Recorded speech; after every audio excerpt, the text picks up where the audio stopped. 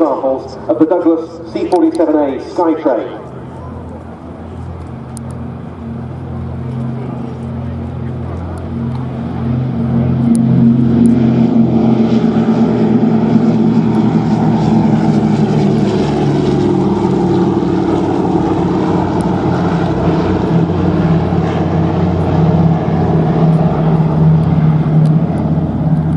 Were very active.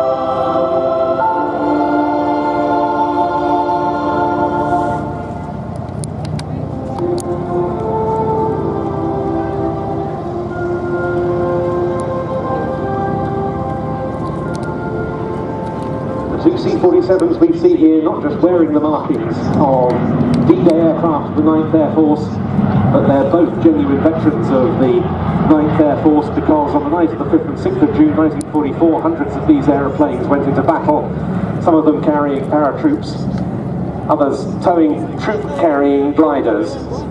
And here, for those able to see the big screens, is some period footage.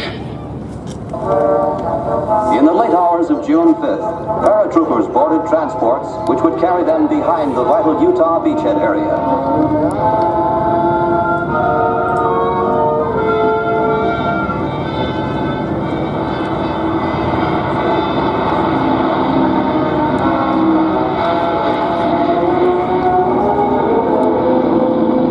Airborne forces continue to take off into the night.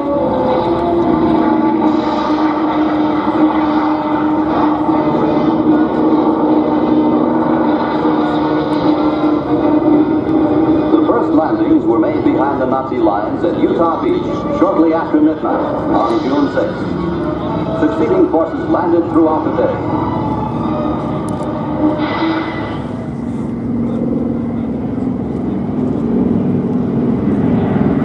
Well, one of the men flying a 9th Air Force C-47 on D-Day as part of that great aerial armada was Bud Rice. And we were early to see the little once in a while. So it wasn't too bad. And we flew over 110 miles an hour in this big formation. Biggest time I ever made. 800 knots. As we hit landfall on the continental peninsula, there was a solid land fall.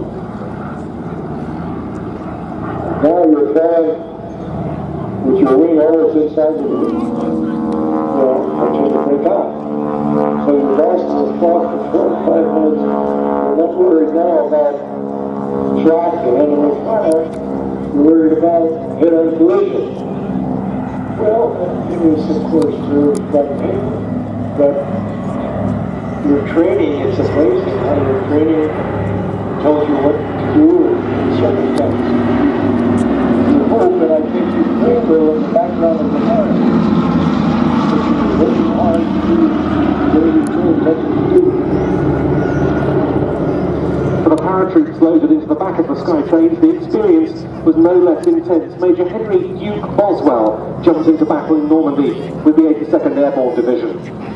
You're loaded into the plane in the old C-47s. We usually had about 18 people. That was just about as much as you could put in. the top of the plane there was a steel cable running from the front to the back of the plane. Your parachute had a cord on the back of it. You hooked it on that cable at the top of the plane. When you jumped out, the weight of your body broke the cords on the back, and the parachute was pulled out of the pack, and then it opened by itself. When the pilot gets over the edge of the drop zone, provided to us by Dakota Heritage is a remarkable survivor. It's one of about 50 C-47s that had snatch gear fitted to the rear fuselage to pick up troop-carrying gliders from the Normandy battlefield in order to hopefully reuse them on future operations. On the evening of the 6th of June 1944, that aircraft was involved in Mission Elmira, a glider-borne assault using CG-4 Hadrian and airspeed horse